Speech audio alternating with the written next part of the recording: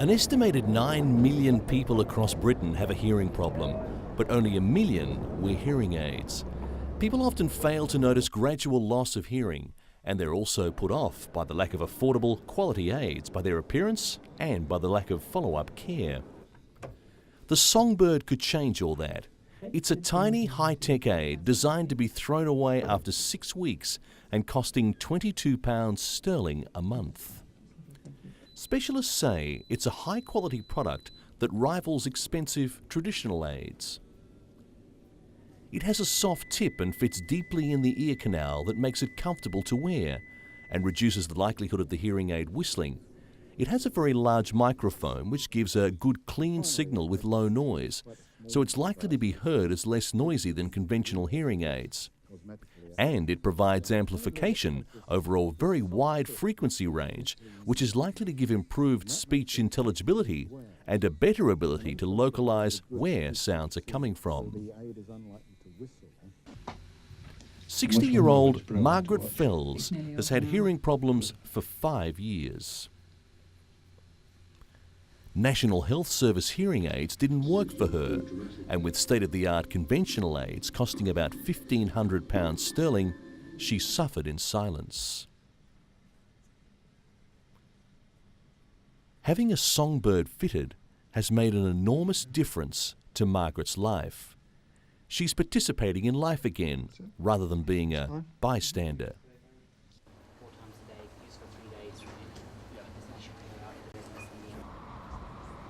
For Margaret Fells and her husband Keith, the new revolutionary hearing aid has changed everything.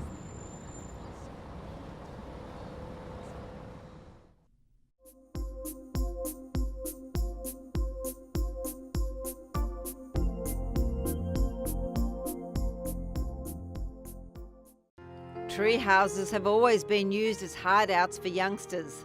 Dan Garner's state-of-the-art constructions, though, hold a certain appeal for adults looking for peace and quiet and a taste of the Tarzan experience. Dan's neighbours have enjoyed evening drinks in this 14-square-metre treehouse sitting some 20 feet above his garden. It was while building a treehouse for his small son that Dan realised a valuable business opportunity. A custom-built treehouse can cost anything between £5,000 and £25,000. Dan argues that having a treehouse is a much better option than building an extension. It is able to be used for a wide variety of things, from dinner parties to reading. Even musicians have used this one to practice music, and others just come, sit and enjoy the peacefulness.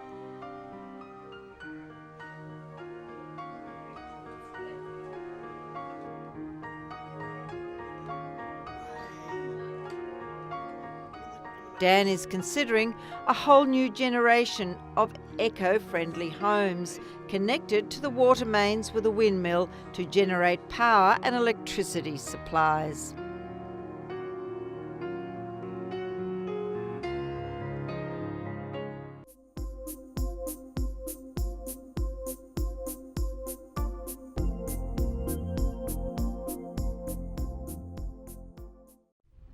Britain has an ageing population, so, as in other countries, more and more people require hip replacement operations.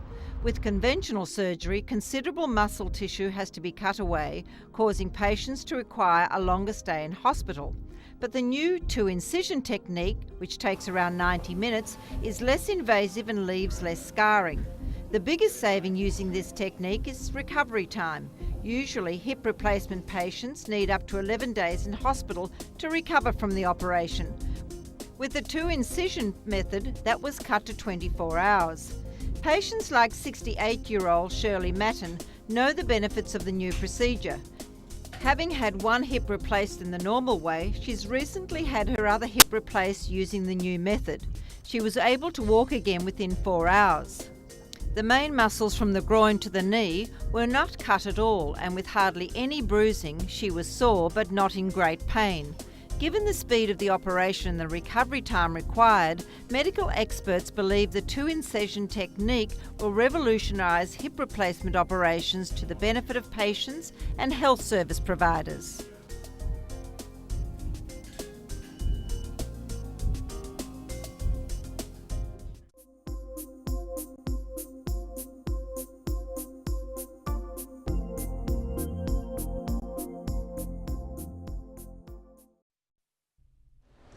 From the technology of the 21st century to the most famous symbol of British seamanship, HMS Victory, Nelson's flagship. The historic dockyard is a fitting place for action stations which brings the modern high-tech Royal Navy to the British public. His Royal Highness the Duke of York, himself a veteran of the Falklands campaign, arrives to open the exhibition. Not before a quick demonstration of what the modern Navy is all about. A mock commando raid by the Royal Marine display team.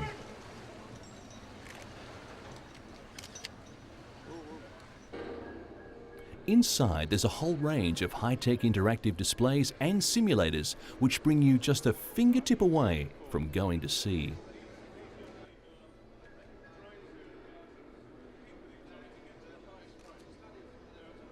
For the Duke of York, the exhibition was a reminder of his Navy service, and he hoped it would be a catalyst for others to join the Royal Navy.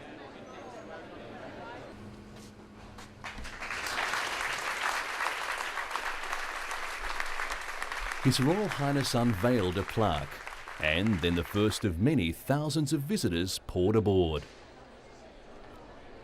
For youngsters on school holidays, it was fun, but would they consider joining the Navy?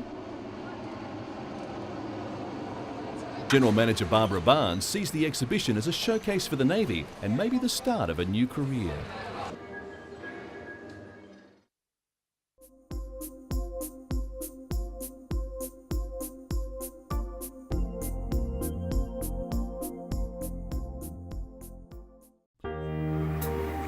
Seed hunters across the world are racing against time to collect vital and endangered seeds in case Earth's natural habitats are ever destroyed.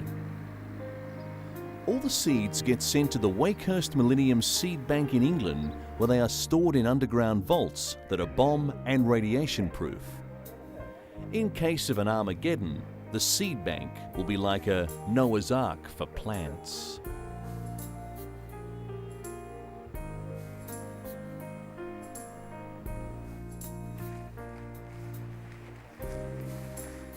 Tucked away in southern England, the Wakehurst Millennium Seed Bank is home to some 300 million seeds collected from all over the world and stored for protection in the multi-million-dollar state-of-the-art facility.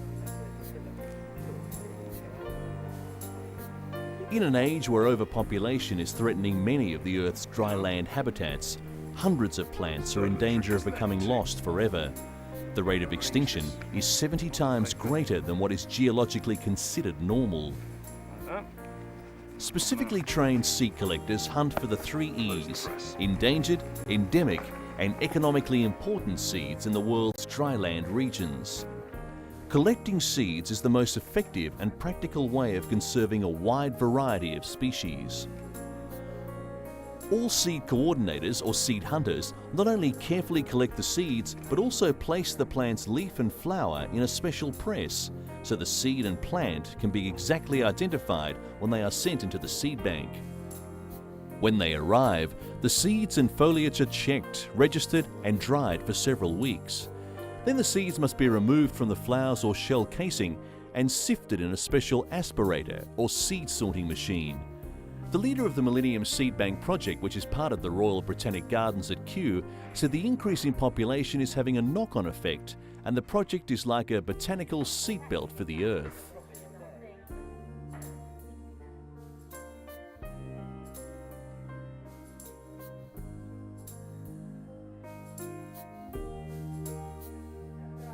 The MSBP facility also has 12 bedrooms for visiting scientists, as sometimes the facilities for studying the seeds are difficult in the developing world.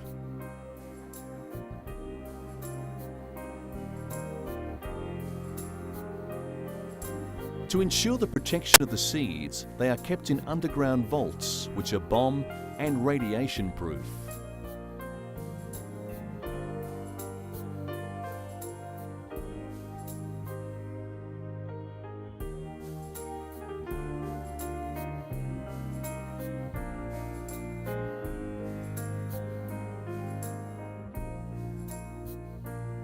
And with the temperature kept at minus 20 degrees Celsius so the seeds can last for 200 years, thermal suits must be worn when checking the humidity levels of the seeds.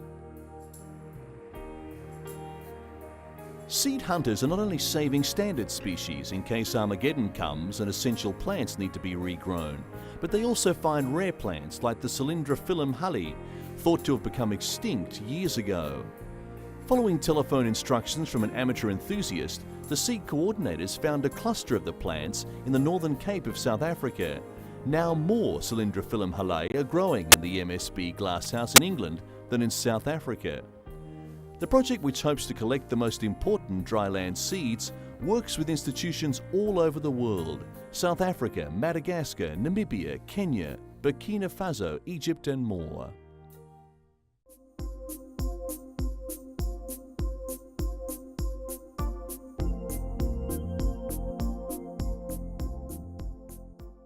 David Shepp is like millions of workers around the world. He spends almost all day at his computer and sometimes it hurts. His shoulders get tight from the way he looks at the screen. He has pain in his wrist caused by the angle at which he reaches his mouse. He's getting help from ergonomist Ellen Rader Smith to treat his repetitive stress injuries. Smith says as automation increases, more and more people are suffering from work-related injuries. But the muscle strains, neck and back pain and carpal tunnel syndrome can be treated, if not prevented. Smith says you can also sit in a manner to help protect your eyes and neck. When looking at the screen, the ideal distance is about an arm's length away from the screen. The other parameter is that your eye level should be about an inch or two above the top line of print, not the top of the screen. So essentially you have a downward gaze. Smith also recommends people try to keep their body aligned at a series of 90-degree angles when sitting. The consultation made an immediate difference to Shepp. Smith had some ideas he had never thought of, which were counterintuitive to what Shepp thought would work. Smith says no matter how ergonomically correct your workstation is, one of the most important things while working is to get up and walk around often.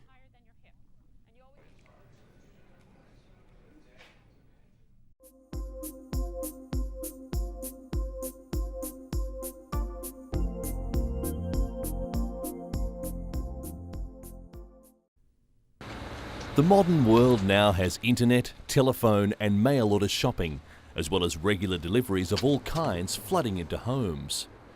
BearBox is a secure installation outside houses which enables parcels to be delivered while you're away. It's a secure box which can be outside the home or it can be in a publicly accessible place. Inside the box is a small computer and a mobile phone that can securely transmit PIN numbers to that box.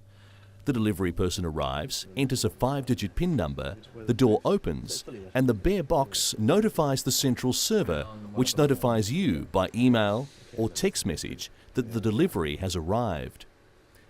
The idea is centered on one piece of technology installed inside the BearBox. This technology allows people to arrange deliveries to their BearBox via the internet. It gives them a unique PIN number for each delivery, as well as sending messages to BearBox Central Office to inform them when deliveries have been made. It's inconvenient if you have to wait at home for a package or have to go to a depot to collect it. So what BearBox does is it enables you to shop from home without having to be at home to do it. It means you get all the convenience without any of the hassle.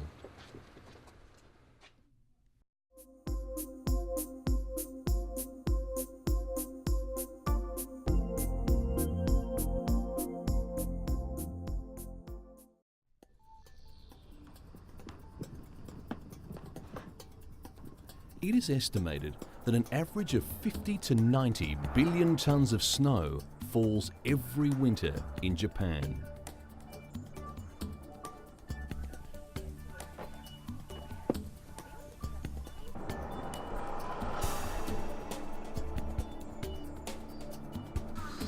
By summer, it's all melted away, and the Japanese archipelago becomes a steaming cauldron, with the mercury often rising above 35 degrees Celsius.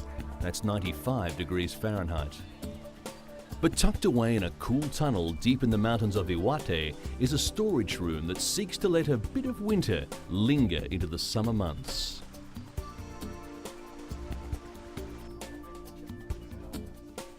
Famous throughout the region, visitors to the Akiko Tunnel can have guides explain to them how the 500 tons of snow collected in the winter months helps store grains and other agricultural produce at a constant temperature of 8 degrees Celsius, without using electricity at all. This method of alternative air conditioning is still in its infancy in Japan, but one agricultural cooperative has taken it on as a serious alternative to bringing energy costs down. Like many other towns in the northern regions of Japan, Numata sees over 10 metres of snow annually. Snow can usually be preserved nearly year-round if placed in an insulated room. In the summer, air is channeled through the stored vats of snow, and that produces a cool and moist air perfect for keeping unshaved rice fresh.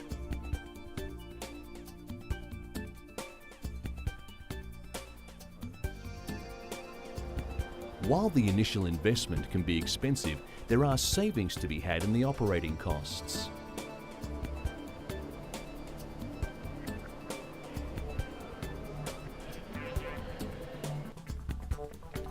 Meteorologists estimate over 5,000 tons of snow is usually wasted or collected by snowplows and snow shovels and left to melt. That in itself is enough to provide approximately 8% of Japan's summer air conditioning needs for 120 million people.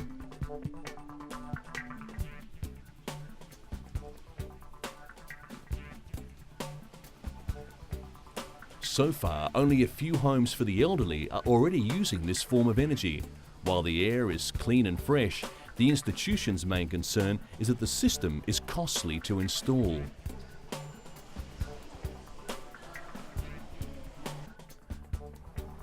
The snow air conditioning system cost this residence over 20 million yen, $165,000 to install. Nearby in the research lab of Nagakawa Air Conditioning, they are trying to bring these costs down. But for the moment, to cool an average home, approximately 10 tons of snow is needed, enough to fill up 3 average cargo containers.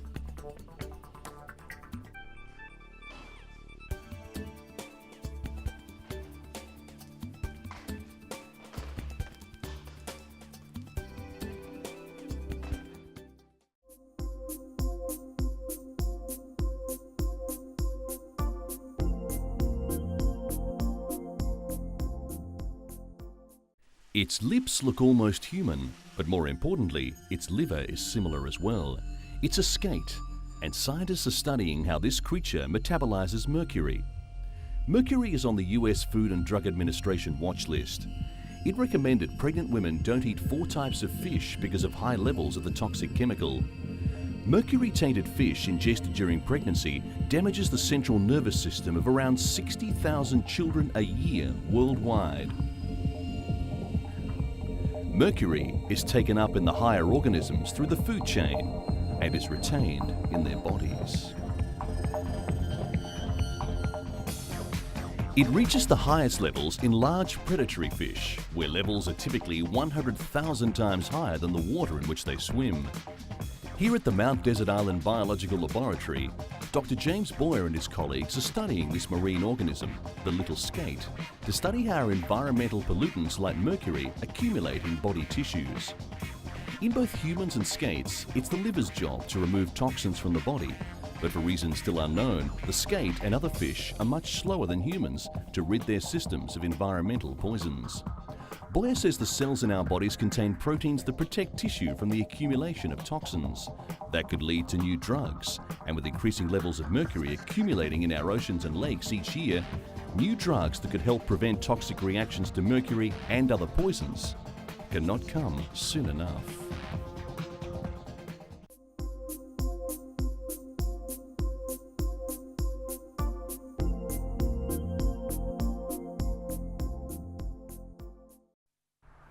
The Orange Phone Company has turned this detached house north of London into a test station for wire-free operations. Wildfire, turn on the lights in the kitchen. This, they say, is the house of the future, where the appliances are switched on audio command. Turn off the lights in the kitchen. Your wish is my command. Wildfire, run the bath. Lighting, heating, curtains and baths can also be activated by phone or computer.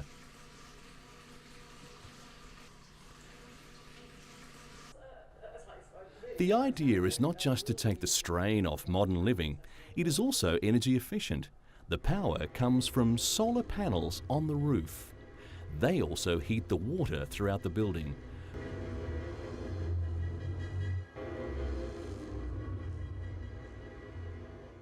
More than 50 manufacturers are working on the experiment.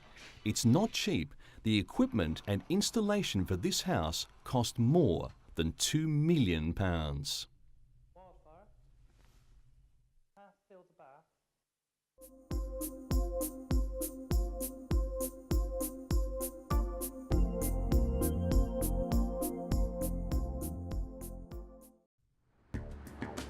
The distinctive rooftop wind devices are making the Beddington Zero Energy development somewhat of a local landmark. But they aren't what's gaining this trendy 82-home complex just outside of London's city centre worldwide attention. They're a clue to what its creators hope is the cutting edge of a global revolution in energy-conscious home building.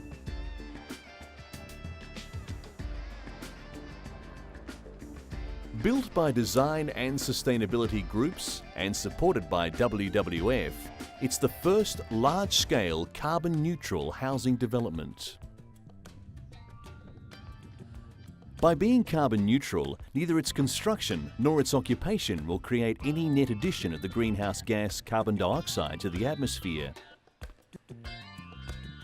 In order to help stabilise atmospheric CO2 and prevent the worst effects of climate change, the UK will have to reduce its CO2 emissions by at least 60% by 2050. It can't achieve this through energy-efficient homes alone, but will have to tackle other thorny issues, such as car use. Bioregional's target at BedZ is to reduce private car use by 50% from day one. To do this, they've introduced the Z-Cars Car Club.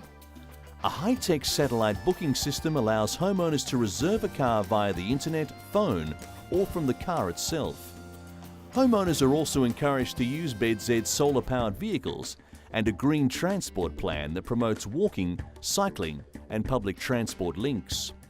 A 40-minute ride by public transport from central London, the development incorporates the widest possible range of energy-saving features and provides a mix of 1, 2, 3 and 4-bedroom properties for sale, shared ownership and affordable rent. The multicoloured wind cowls on the roofs act as heat exchangers and air conditioners that keep the homes at a constant temperature and ensure a constant flow of fresh air. All the flats are light and airy, providing a bright atmosphere in England's often cloudy environment, and also allowing huge energy savings for homeowners. Heating needs will be cut by 90% and total energy consumption by 50% versus conventional homes. Meters installed in each home and office allow residents to keep track of their heat and electricity use.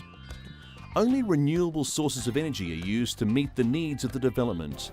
The entire community is powered by a small-scale combined heat and power plant fed by offcuts from local tree surgery operations that would otherwise go to landfill.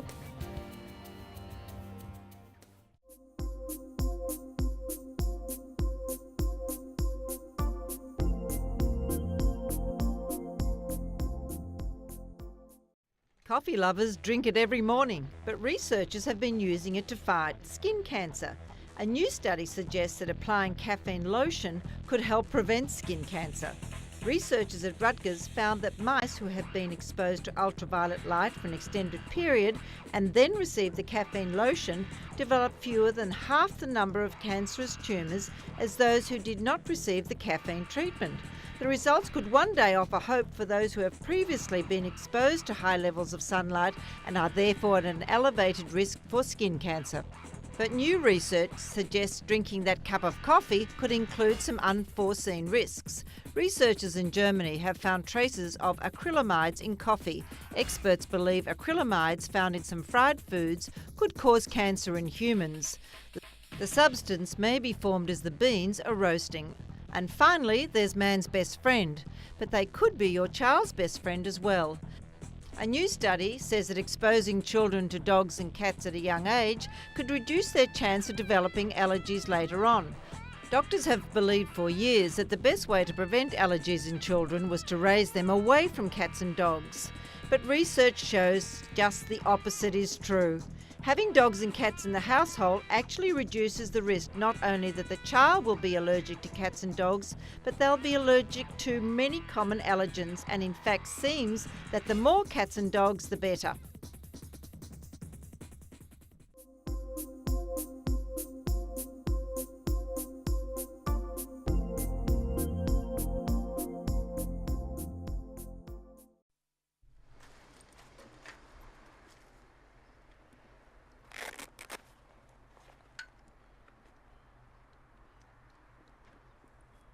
Traditional loudspeakers come in large, heavy boxes that create an air enclosure to cushion unwanted vibrations and provide a fuller sound.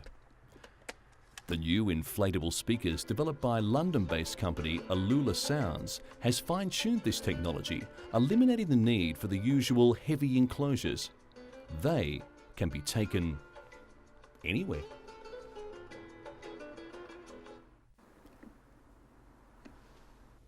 Apart from their most obvious use, Alula Sounds is also marketing the 30-pound speakers as a promotional tool for businesses.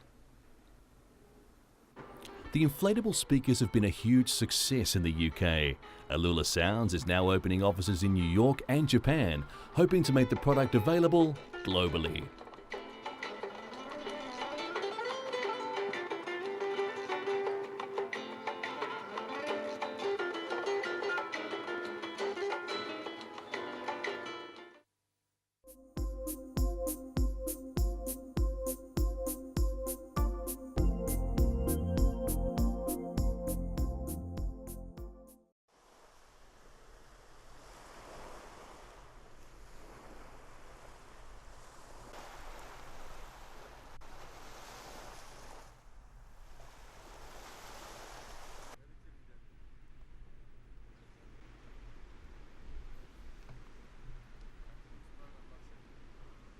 One out of 5 endangered Caretta sea turtles living in the Mediterranean Sea can be seen along the Turkish coast during the egg-laying season.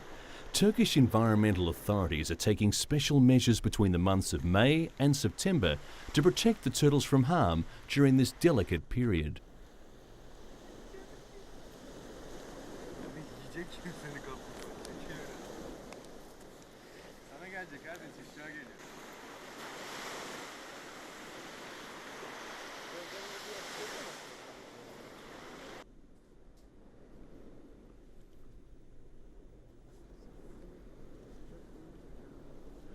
The Dalyan coast is one of the key nesting beaches for the Carrettas, and the Ituzu beach is watched 24 hours a day to protect the eggs.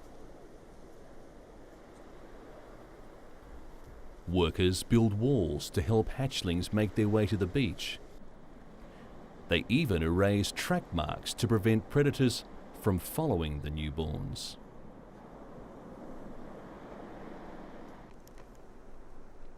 There are 17 important coasts in Turkey.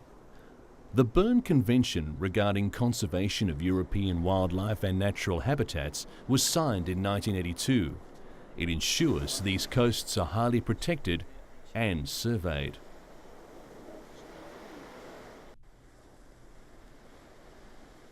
These animals, which are believed to have been living since prehistoric time, weigh 70 to 160 kilos and are 90 to 120 centimeters tall. They lay 20 to 30 eggs in a season.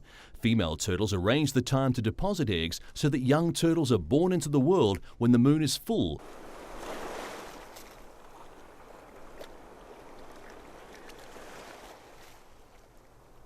About 300 nests can be found during this period. The most dangerous animals for turtles are crabs, jackals and wolves. Because of these dangers, most Caretta turtles die before adolescence.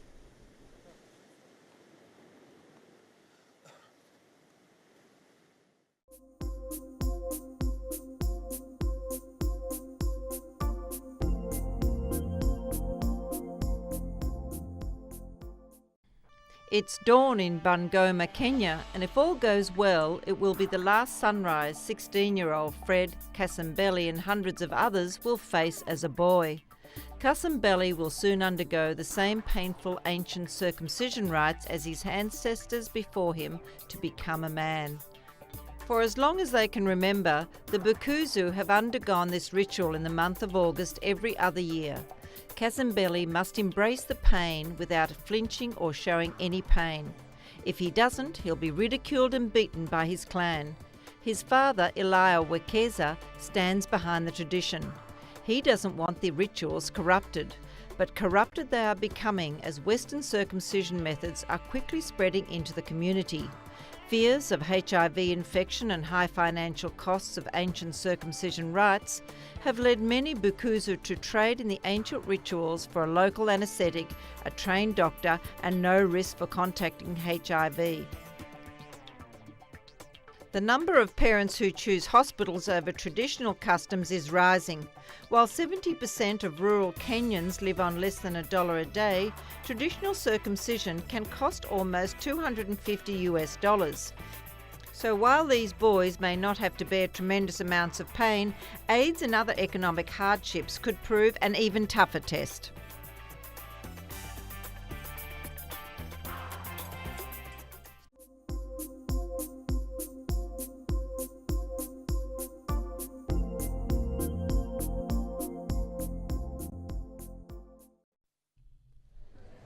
Call a financial institution or utility company these days and your query or complaint will most likely be dealt with in a call centre like this. It will probably be recorded as well. New technology developed in the UK redresses the balance for the consumer and small businesses, giving them the ability to digitally record and save calls on their PC and send it via email. Useful in the event of any dispute. No, the thing is, I'm actually requiring 60. 60? That's right. Right. A tap connects the phone to the computer and the company's software does the rest, recording the call in a WAP file. The system does away with unwieldy tapes and the need for large amounts of storage space. The call itself is auto-stamped automatically with the call date, the time, and you can add any note you like. 3 versions of the technology are available for consumers, small business and large corporations. From now on, they will all have the opportunity to operate on a level playing field.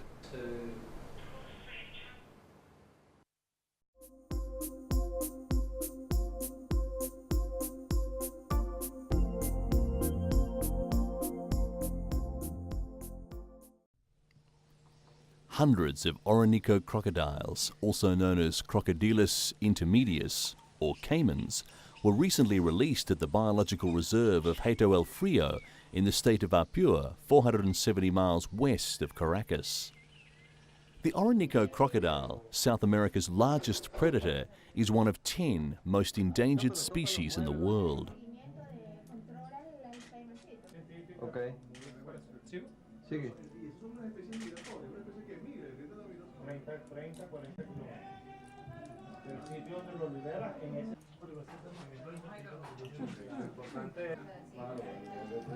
To try to fight their extinction, conservationists in Venezuela have collected thousands of caiman eggs, raised them in captivity, and then released them into the wild to try to guarantee the survival of the species.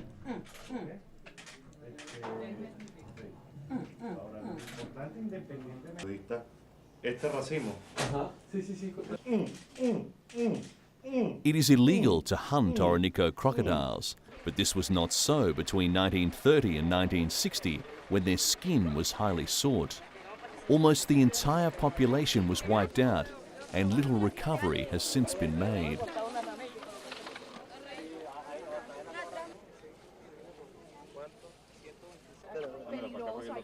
They are still hunted illegally. Eggs are removed to be eaten, juveniles are sold as pets, and adults are killed out of fear.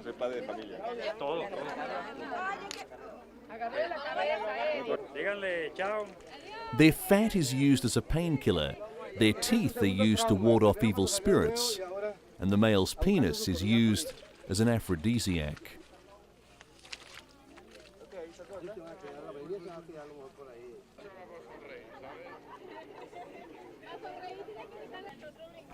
However, various breeding centres throughout Venezuela continue to successfully produce caimans and reintroduce them to their natural environment.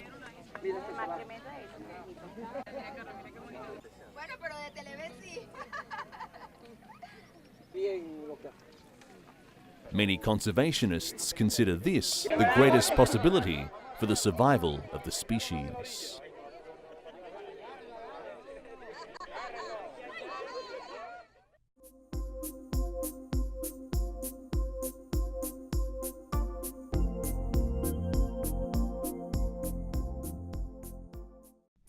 The US Food and Drug Administration has given the green light for a new antidepressant, Lexapro, that researchers say may be more powerful and faster acting than similar antidepressants like Prozac. Lexapro is a selective serotonin reuptake inhibitor, or SSRI. These drugs revolutionise the treatment of depression. Lexapro is touted as having half the risk of side effects associated with the other SSRIs. Several years ago, Gleevec was approved for treatment of chronic myeloid leukemia. Now researchers say there's more evidence that the cancer wonder drug can be used to reduce tumour size in patients with gastrointestinal stromal tumours. In their study, the tumours were reduced by 50%.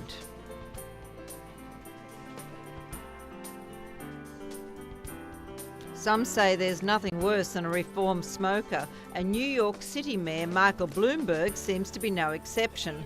The former smoker is attempting to ban smoking in all public places, including bars and nightclubs in the Big Apple.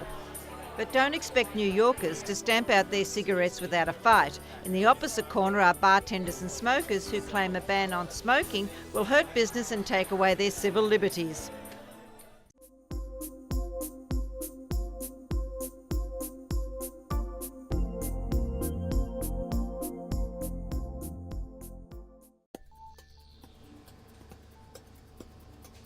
The breakthrough made by UK scientists is the development of technology that could help in the detection of bomb detonators concealed in luggage. It's an ability that so far has evaded airport security systems. The new technique is called element-specific imaging. A typical X-ray image potentially contains information from each of the 92 elements in the universe. That means that conventional machines pick up aluminium from toothpaste, carbon from clothes, and steel from belt buckles. Element-specific imaging singles out the vital information. The fine-resolution, selective imaging technology could also be useful in a medical setting. It can produce X-rays that detect arthritis in joints and blood flow around the arteries of the heart. In helping to unravel what Dr. Ray Strick calls messy X-rays, the technology could save lives in more ways than one.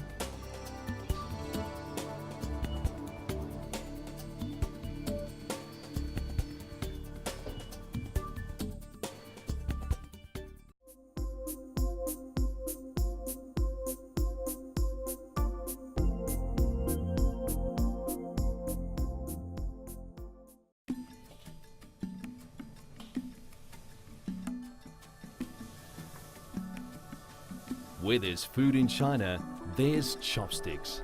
Billions of them. Each year, Chinese food lovers use and then discard some 45 billion pairs of chopsticks, most of them after a single meal. It was in the mid-1980s that throwaway chopsticks produced from birch or poplar began to replace the reusable kind because of fears about hygiene and disease.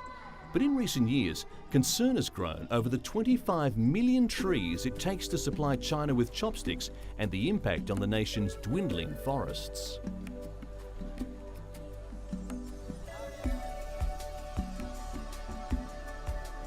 Two years ago, Beijing's elite Qinghai University became the focus of a unique initiative. Environmental science students Lei Yo and Guo Pian persuaded campus canteens to replace throwaway chopsticks with recyclable spoons. The spoons are made of plastic, say the students, because the canteens cannot ensure metal spoons are properly sterilized after use. But the plastic ones can be recycled into other products.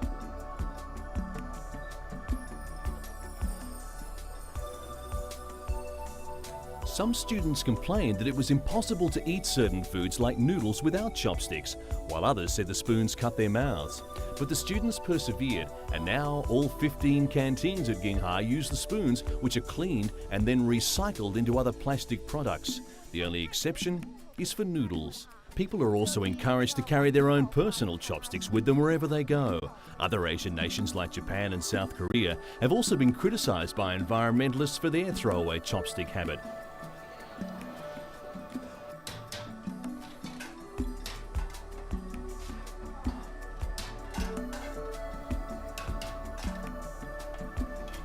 While China may have bigger environmental headaches than throwaway chopsticks, students say that every little bit counts. If even a few million people abandon the throwaway habit, then a few forests will be saved, giving China's fledgling green movement a much-needed boost.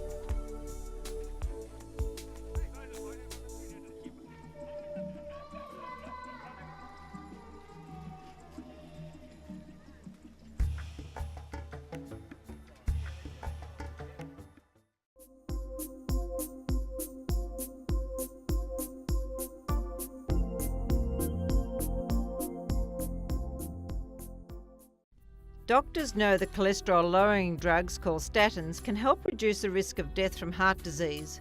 But a new study suggests that statins work so quickly they could be powerful new treatment for use during a heart attack.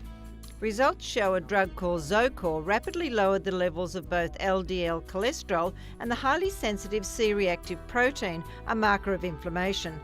The effects led to the hope that the drug and other statins may be useful in emergency rooms to treat acute heart attacks. Representatives from nearly 200 governments gathered for a summit which aimed to reduce global poverty and improve global healthcare. Delegates hope to implement goals to reduce hunger, infant mortality and combat the spread of diseases like AIDS and malaria. New policies on water, energy, agriculture and biodiversity were also on the agenda.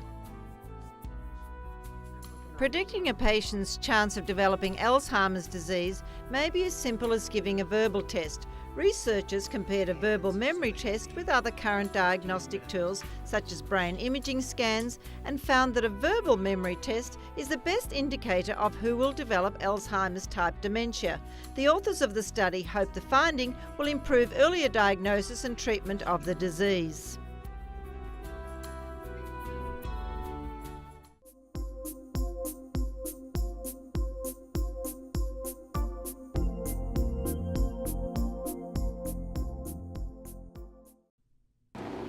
Bromcom Computers has a reputation as one of the most innovative educational computer businesses in Britain.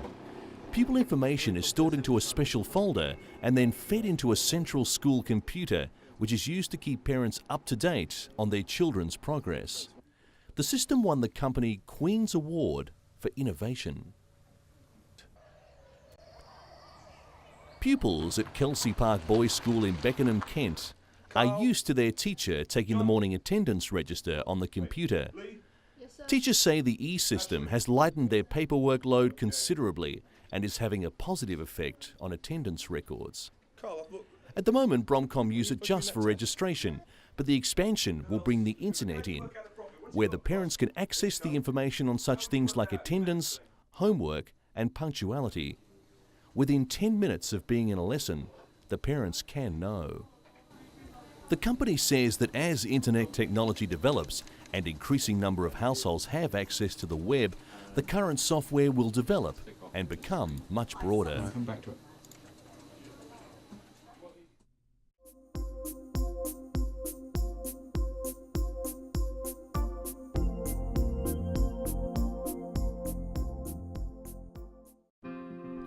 A century ago, the land around rural Hwanghaetang in Hebei Province, 130 kilometres northwest of Beijing, sustained a small but thriving community of farmers and livestock. Now there are no farmers and no livestock. Only 100 square kilometres of sand dunes which are edging closer to Beijing each year, part of a growing swathe of northern China that is turning rapidly to desert. More than 17% of China's total landmass is now desert. It's an issue that Beijing cannot ignore. Phase 1 of the Great Green Wall project has already been completed in Hwanghaetang, where the desert covers 100 square kilometres. Trees and grasslands have been cultivated on a small section of the desert in recent years, with plans to expand the project this year. According to Robert Crooks, a senior environmental specialist with the World Bank, desertification in China is a byproduct of the country's breakneck pace of development.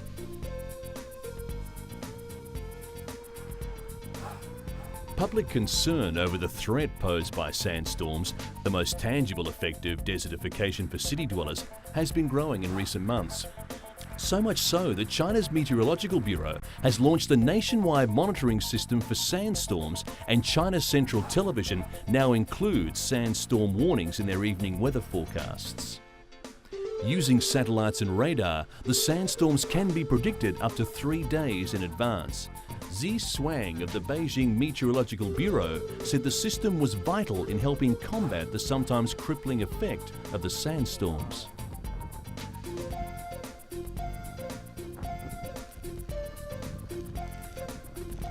In Hwanghaetang, meanwhile, local officials are preparing for the next phase of the greening of the sand dunes, drilling wells for water to help sustain trees and grassland which will be planted here in the coming months. But with warnings also being sounded over northern China's dwindling water supply, it's unclear how sustainable the planting project will be and if it will be effective in holding back the sand dunes.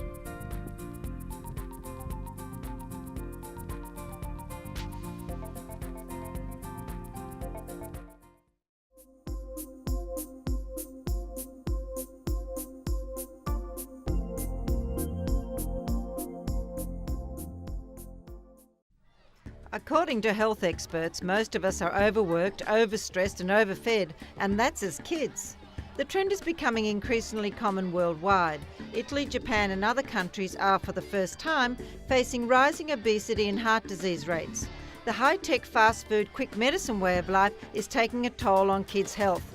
Type 2 childhood diabetes and even early coronary disease are becoming more prevalent. Sitting in front of the TV or computer for 6 or 7 hours at a time and snacking at the same time, as is often the case with children and adults, creates obesity. With shrinking time to talk to paediatricians and more information at their fingertips, many parents are turning to lifestyle changes and alternative medicine for everything from skin rashes to chronic conditions like autism. In Asia, herbs have been part of a family health care for generations. Alternative therapies may be directly harmful by causing direct toxic effects, compromising adequate nutrition, interrupting beneficial medications or the therapies, or postponing biomedical therapies of proven effectiveness. But according to conventional and alternative doctors alike, self-esteem, strong values, a good diet and exercise are the foundation for a lifetime of good health.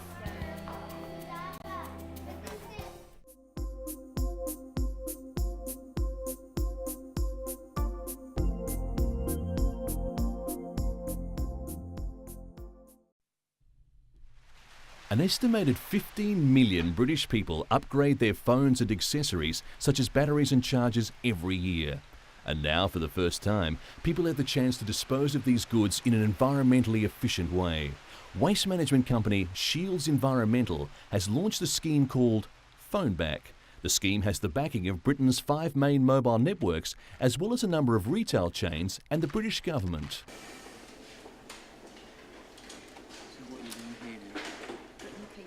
The old phones and parts will primarily be sent to developing countries to be used again. The remainder will be recycled.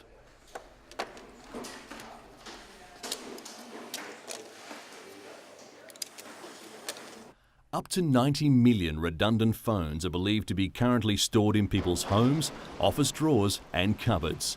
The business will last many years with so many mobile phones being in constant recycle.